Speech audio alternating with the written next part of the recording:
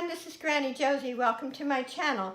I've had a request, actually a couple of requests to do adjustments on sewing machine tension. So I decided today I would do one, and I brought both of my machines out. I have a Brother and a heavy duty Singer. And before you start messing with tension, I've learned that there's sometimes other problems that don't produce a really nice even stitch. And one of them is if you're not threading your bobbin correctly, if you're using the wrong size bobbin. Like, I don't interchange these two bobbins. I don't use the Brother bobbin and the Singer.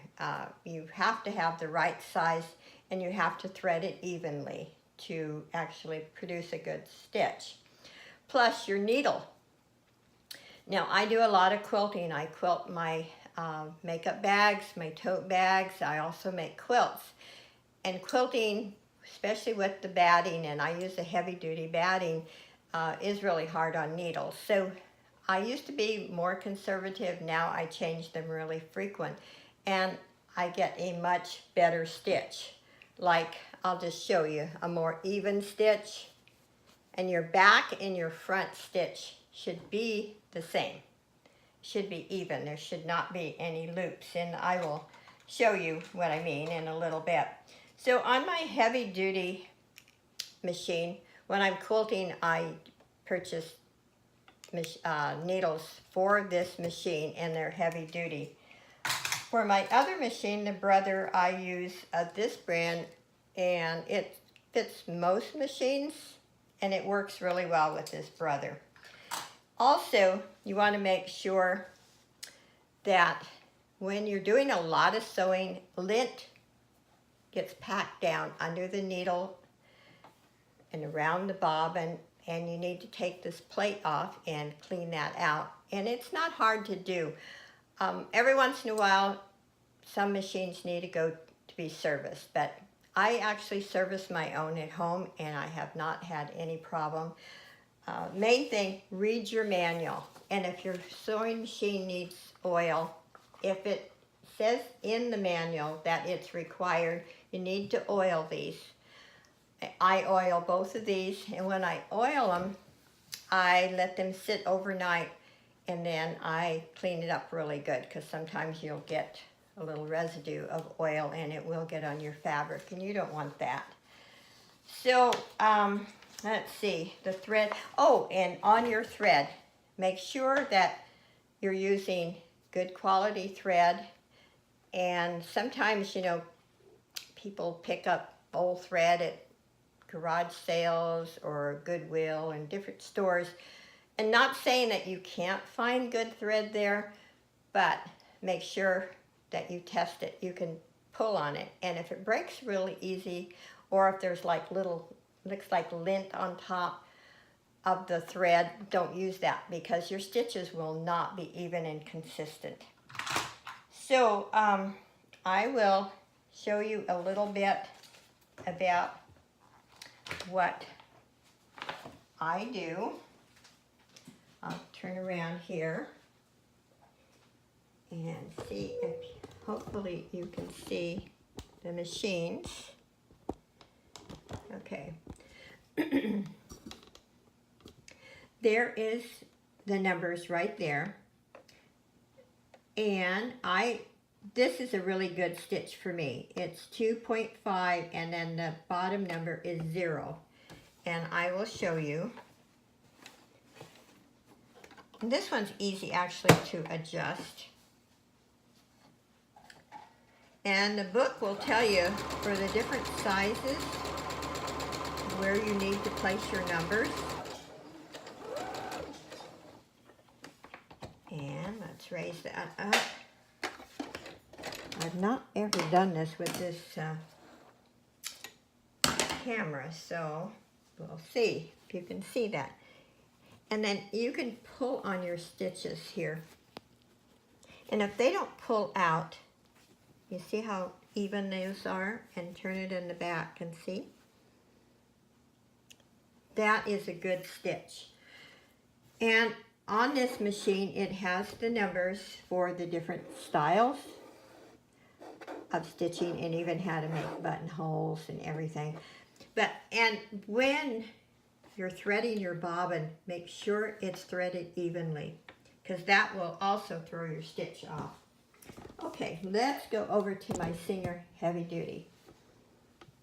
Now, this one is the length. Let's see. I want you to make sure to see that. This is the length of your stitch. I always run mine on a 3.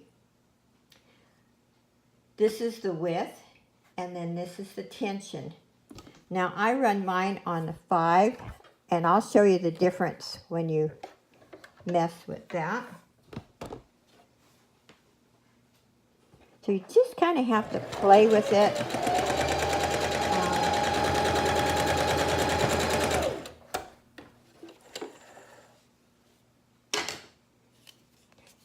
And like I said, the thread makes a lot of difference. Thread makes a lot of difference. Now I'm going to just move it way over. I always run it on 5. I'm going to move it on 4 and show you the difference.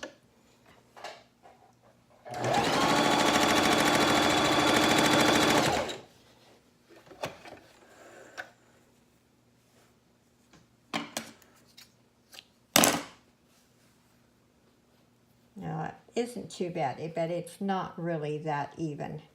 This is a much better stitch. And like I said, if you want a longer, let's try a longer stitch. Let's try a 2 and see. Maybe that, well, let's try the 4.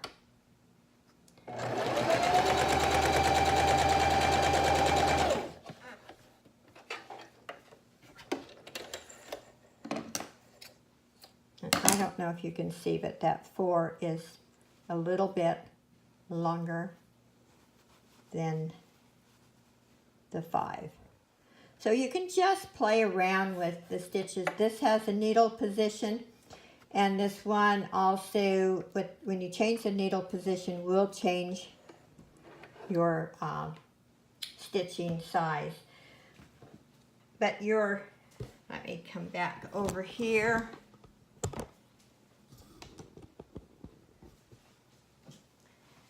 But on your stitches, you should not have, on these stitches right here, you should not have little loops. If your tension is too tight, it will, let's see, if I'm not sure you can see this in the picture. I should have actually printed something where you could really see it. But on the stitching, if your tension's off, there will be a little loop. In other words, you will see your bottom stitches come through the top. And that means the upper stitch is too tight. So you have to adjust your upper. So these machines, now the old machines were a little more difficult to correct the tension, because the tension was actually in the bobbin, and you had to use a little tiny screwdriver and adjust it. And it was really tricky, because you had to move it so tiny, and if you went too far, it was just hard to adjust. These machines are not hard. The new modern machines are not really difficult to adjust. But I think on the average, if you make sure your thread is good, your needle is sharp, because your needles will get really dull and produce a really terrible stitch, and that you have the right bobbin size, most of the time your tension's going to correct itself, and you're not going to have to really go through much to adjust. So I hope this helps. I will try to do more in depth, try some other sewing tips. I have sewed since I was 9 years old, and I find that I still learn new tricks, and there's new ways of doing things. So it doesn't hurt to watch a lot of the tutorials, and there's a lot of great ones on YouTube. I know when I have time, I do watch them. So the main thing, make sure you have plenty of needles on hand. I also buy my needles at Walmart. It's a little bit better price.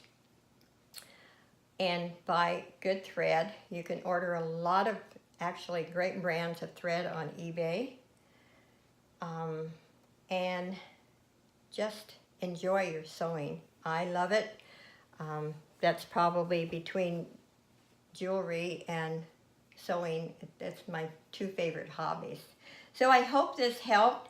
Remember, if your manual that comes with your sewing machine says that you should oil your machine, please do, because it makes a lot of difference. A couple of times when I didn't oil it after I had sewed a lot, I could hear this knocking sound, and once I oiled it, let it stay overnight, make sure I cleaned the sewing machine up so it wouldn't get on my fabric, and it ran smoothly, quietly, and it worked out great. So anyway, hopefully this helped. If you are not subscribed, I'd appreciate you just subscribe to my channel, and give me a thumbs up if you like my content. Anyway, thank you, and bye.